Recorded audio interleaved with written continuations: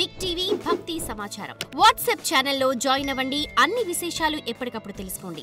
అనేక ఉద్గ్రంథాలను మంత్రాలయ ప్రభువుల వారు రచించి భక్తులకు విశేషమైనటువంటి అనుగ్రహాన్ని చేస్తూ చిట్ట చివరిగా మంత్రాలయ ప్రభువుల వారు సజీవ బృందావన ప్రవేశం చేయాలి అని సంకల్పిస్తారు. అంటే జీవ సమాధిని పొందాలని సంకల్పిస్తారు మంత్రాలయ ప్రభువుల వారు. చూడండి, ఈ ఘట్టం చాలా అద్భుతమైనటువంటి ఘట్టమండి. జీవ సమాధి అంటే సామాన్యమైనది కాదు సుమా. సామాన్యంగా మరణం పొందిన తరువాత సమాధిని పొందేటటువంటి స్థితిని మనం చూస్తూ ఉంటాం. బతికి ఉండగానే సమాధి పొందినటువంటి స్థితిని మంత్రాలయ ప్రభువుల వారు పొంది ఉన్నారు. అంటే జీవ సమాధి అండి. చూడండి, మంత్రాలయ ప్రభువుల వారు రాఘవేంద్ర తీర్థ గురుసార్వభౌముల వారు తాము జీవ సమాధిని పొందాలి అని సంకల్పించి ఒక బృందావనం, మన మంత్రాలయంలో బృందావనాన్ని దర్శిస్తాం కదా, మంచి బృందావనాన్ని చేయించాలి అని శిష్యులకు ఆజ్ఞాపించారు. శిష్యులు ఒక గొప్ప బృందావనాన్ని, అంటే మనం తులసి కట్టవలే ఉంటుంది కదా, అటువంటి ఒక గొప్ప బృందావనాన్ని చేసి తీసుకొని వచ్చి మంత్రాలయ ప్రభువుల వారికి చూయించారట. అప్పుడు చూడండి, భూత భవిష్యత్ వర్తమాన జ్ఞానములు కలిగినటువంటి వారు మంత్రాలయ ప్రభువుల వారు. వారు అంటారట, మీరు ఈ శిలతో చేసినటువంటి ఈ బృందావనం నాకొద్దు. మరి మాధవరము అనేటటువంటి గ్రామంలో ఒక శిల ఉందండి. ఆ శిలపైన సాక్షాత్ శ్రీరామచంద్రుల వారు దండకారణ్యమును ఉద్దేశించి సంచారం చేస్తూ ఉండేటటువంటి సందర్భంలో ఆ శిలపైన సాక్షాత్ శ్రీరామచంద్రుల వారు కొంతసేపు విశ్రాంతి తీసుకున్నారండి. అంతేకాదు, ప్రహ్లాదరాజుల వారు అక్కడ ఒక గొప్ప యజ్ఞాన్ని నిర్వహించారు. ఆ నిర్వహించినటువంటి ఆ శిల ఉంది కదా, శ్రీరామచంద్రుల వారి పాద స్పర్శ చేత పునీతమైనటువంటి ఆ శిల చేత నాకు బృందావనాన్ని నిర్మించండి అని ఆజ్ఞాపించారు రాఘవేంద్ర స్వాముల వారు. మరి శిష్యులు అడిగారట, ఈ బృందావనం చేసి తీసుకొని వచ్చాము కదా గురువుగారు, ఈ బృందావనాన్ని ఏం చేయాలి అని చెప్పగా, చూడండి వారి భవిష్యత్ జ్ఞానం ఎలా ఉండేది అంటే, వారు అనేవారట, నా పిమ్మట వాదీంద్ర తీర్థుల వారు అనేటటువంటి పరంపరలో ఒక గొప్ప యతివరేణ్యులు అవతరిస్తారు, వారికి ఈ బృందావనాన్ని ఉంచండి. అంటే తాము బృందావన ప్రవేశం చేసిన పిమ్మట 7 తరాలు ఏమి జరుగుతుంది అనేటటువంటి వాస్తవాన్ని ప్రపంచానికి అందించినటువంటి వారు మంత్రాలయ ప్రభువులు. భూతము భవిష్యత్తు వర్తమానముల యొక్క పరిపూర్ణమైనటువంటి జ్ఞానము రాఘవేంద్ర స్వాముల వారికి ఉండేది. ఈ విధంగా బృందావనాన్ని, అంటే శ్రీరామచంద్రుల వారి పాద స్పర్శ చేత పునీతమైనటువంటి ఆ శిల చేత ఒక గొప్ప బృందావనాన్ని నిర్మించి తీసుకొని వచ్చారు. అయితే ఇక్కడ మరి యొక్క అద్భుతమైనటువంటి ఘట్టం ఏమిటి అంటే, రాఘవేంద్ర స్వాముల వారి ఒక ప్రీతి శిష్యుడు అప్పన్నాచార్యుల వారు అని ఉండేవారు. అప్పన్నాచార్యుల వారికి రాఘవేంద్ర స్వాముల వారు తాను సజీవ బృందావన ప్రవేశం చేస్తున్నాను అనే విషయం చెప్పలేదు. ఎందుకని? నా శిష్యుడు దీనికి అడ్డుపడతాడు, ప్రేమతో అడ్డుపడతాడు అని భావించి ఆ విషయం అప్పన్నాచార్యుల వారికి తెలియజేయలేదు. అప్పన్నాచార్యుల వారు బిచ్చాలి అనే గ్రామంలో ఉంటారు. చూడండి, అక్కడ ఒక పరిస్థితిని మనం గమనిస్తే, అటువైపు బిచ్చాలి, ఇటువైపు మంచాలి అంటే మంత్రాలయం, మధ్యలో తుంగభద్ర నది ప్రవహిస్తూ ఉంటుందండి. అప్పన్నాచార్యుల వారు బిచ్చాలి అనే గ్రామంలో ఉన్నారు. వారికి తాను బృందావన ప్రవేశం చేస్తున్నాను అనేటటువంటి విషయం చెప్పలేదు. అయితే ఒకరికొకరు ఇలా ఆ విషయం అప్పన్నాచార్యుల వారికి కూడా చేరింది. ఏమిటి? మంత్రాలయ ప్రభువుల వారు రాఘవేంద్ర స్వాముల వారు సజీవ బృందావనం చేస్తున్నారు అనేటటువంటి విషయం అప్పన్నాచార్యుల వారికి కూడా తెలిసింది. అయితే అప్పన్నాచార్యుల వారు మంత్రాలయానికి రావాలి అంటే మధ్యలో తుంగభద్ర నది అండి. అది శ్రావణ మాసం. తుంగభద్ర నది భీకరంగా భయంకరంగా ప్రవహిస్తూ ఉన్నది. నదిలో ఒక్క అడుగు వేయాలంటేనే కష్టం. అలాంటిది అప్పటి కాలంలో వసతులు కూడా ఉండేవి కాదు. అలాంటిది చిట్ట చివరిగా నా గురువులైనటువంటి రాఘవేంద్ర స్వాముల వారిని దర్శించుకోవాలి అనేటటువంటి తపనతో భక్తితో అప్పన్నాచార్యుల వారు ఎలాగో చిట్ట చివరిగైనా నా గురువు యొక్క దర్శనం చేసుకుంటానా లేదా అనేటటువంటి ఒక బాధతో అప్పన్నాచార్యుల వారు వారి స్తోత్రాన్ని ప్రారంభించారండి.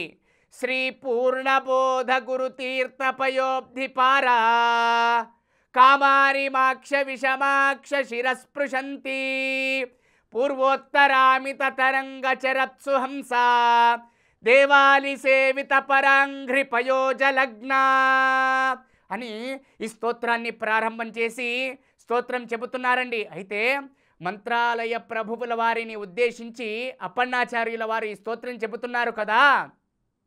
ఈ స్తోత్రము మంత్రతుల్యమైనటువంటి స్తోత్రం అండి. అంటే ఇది కూర్చొని అప్పన్నాచార్యుల వారు బుద్ధిపూర్వకంగా శబ్దాలను రచయిస్తూ ఈ స్తోత్రాన్ని చెప్పినది కాదు. ఆ తుంగభద్ర నదిని దాటాలి అనేటటువంటి సందర్భంలో గురువు యొక్క పాదాలను గట్టిగా స్మరణ చేస్తూ వారి ముఖ కమలము నుంచి ఆవిర్భవించినటువంటి మంత్రమే ఈ రాఘవేంద్ర స్వామి స్తోత్రం. చూడండి, గురువుల యొక్క ఆశీర్వాదం ఉంటే సంసారము అనేటటువంటి సాగరాన్ని దాటగలం. గురువు యొక్క ఆశీర్వాదం ఉంటే ఈ సంసారము అనేటటువంటి సాగరము కూడా ఎండిపోతుందండి. మంత్రాలయ ప్రభువుల గురు రాఘవేంద్ర స్వాముల వారి యొక్క స్తోత్రాన్ని చెబుతూ ఉండగా సునాయాసంగా అప్పన్నాచార్యుల వారు భీకంగా ప్రవహిస్తున్నటువంటి తుంగభద్ర నదిని కూడా అత్యంత సునాయాసంగా దాటి మంత్రాలయ క్షేత్రానికి చేరుకున్నారు. అయితే ఆ లోపల అంటే ఇంత లోపల అప్పన్నాచార్యుల వారు మంత్రాలయానికి ప్రవేశించే లోపల రాఘవేంద్ర స్వాముల వారు సజీవ బృందావన ప్రవేశం చేశారు. రాఘవేంద్ర స్వాముల వారి యొక్క బృందావనం నిర్మాణమైపోయినది. అయ్యో అని మంత్రాలయ ప్రభువుల వారి దివ్యమైనటువంటి స్తోత్రాన్ని పఠిస్తూ అప్పన్నాచార్యుల వారు బృందావనం ముందుకు వచ్చి ఆ స్తోత్రం చెబుతూ ఉన్నారు. యో భక్త్యా గురు రాఘవేంద్ర చరణద్వంద్వం స్మరణ్య పఠేత్ స్తోత్రం దివ్యమిదం సదా నహి భవేత్ తస్యా సుఖం కించన కింత్విష్టార్థ సమృద్ధిరేవ కమలానాథ ప్రసాదోదయాత్ కీర్తిర్దిగ్విదిత విభూతిరతులా అని స్తోత్రం చెబుతున్నారు. తదుపరి శబ్దం వారి నోటి నుంచి రావట్లేదు. కీర్తిర్దిగ్విదిత విభూతిరతులా అని ఈ విధంగా అంటున్నారు. ఇంతవరకు గంగా ప్రవాహం వలె వచ్చినటువంటి శబ్ద తరంగాలు ఒక్కసారిగా ఆగిపోయాయి. నోటి నుంచి మాట రావటం లేదు, అలాగే ఆగిపోయారు. ఆ సందర్భంలో బృందావనం లోపలి నుంచి మంత్రాలయ ప్రభువుల వారు సాక్షాత్తుగా అప్పన్నాచార్యుల వారిని ఉద్దేశించి ఏదైతే స్తోత్రం చెబుతున్నావో ఆ స్తోత్రములోని తదుపరి వాక్యాలను పదాలను చెప్పి సాక్షి హయాస్యోత్రైః అంటే మంత్రాలయ ప్రభువుల వారు బృందావనంలోంచి ఆ మాటలు వినబడ్డాయి. ఏమిటి అంటే సాక్షి హయాస్యోత్రైః అనేటటువంటి పదాలు వినబడ్డాయి.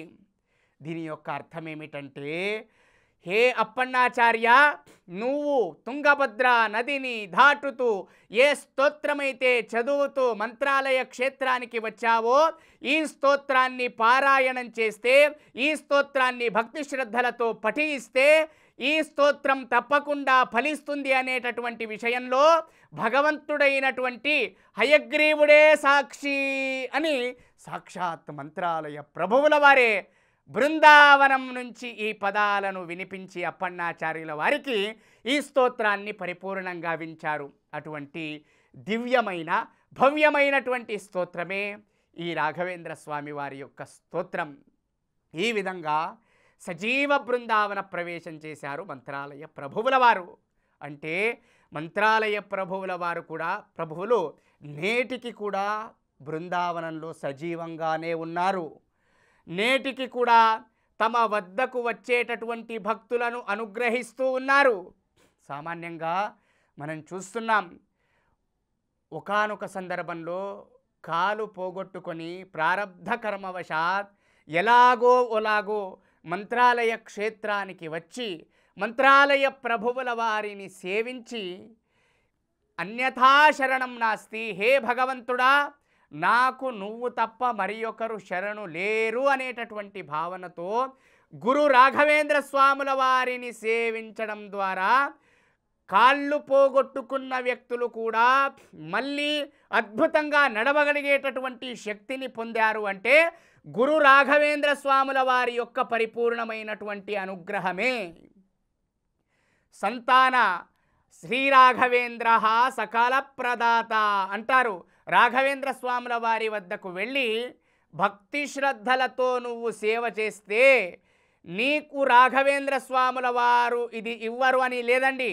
నువ్వు ఏది కోరుకుంటే అది అందించేటటువంటి గురువులు, సద్గురువులు, జగద్గురువులు మంత్రాలయ ప్రభువుల వారు, రాఘవేంద్ర తీర్థ గురు సార్వభౌముల వారు.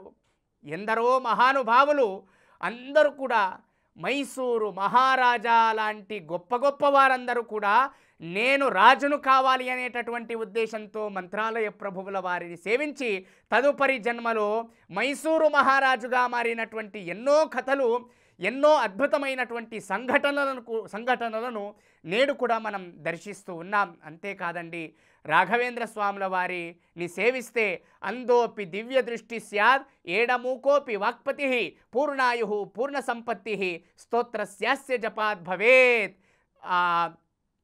చూపు లేనటువంటి వారికి చూపు కలుగుతుంది.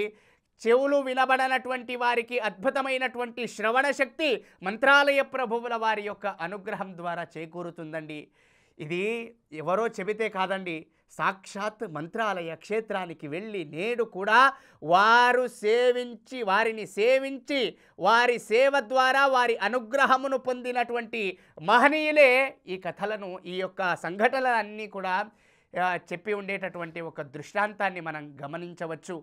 అటువంటి మంత్రాలయ ప్రభువులు సామాన్యంగా సంతాన సౌభాగ్యం లేనటువంటి వారు మంత్రాలయానికి వెళ్ళి మంత్రాలయ ప్రభువుల వారి బృందావనం ముందు హే గురో పాహిమాం, గురో శరణం అని చెప్పి దీప సంయోజనాత్, మంత్రాలయ ప్రభువుల వారి ముందు నుంచి ఒక దీప ప్రజ్వలన గావిస్తే చాలు, దీప సంయోజనాత్ జ్ఞానం పుత్రలాభో భవేద్రువం, తప్పకుండా వారికి పుత్ర సంతానము కలుగుతుంది అనేటటువంటిది నేటికి కూడా మనకు దర్శనమిస్తున్నటువంటి ఒక గొప్ప అనుగ్రహం అండి.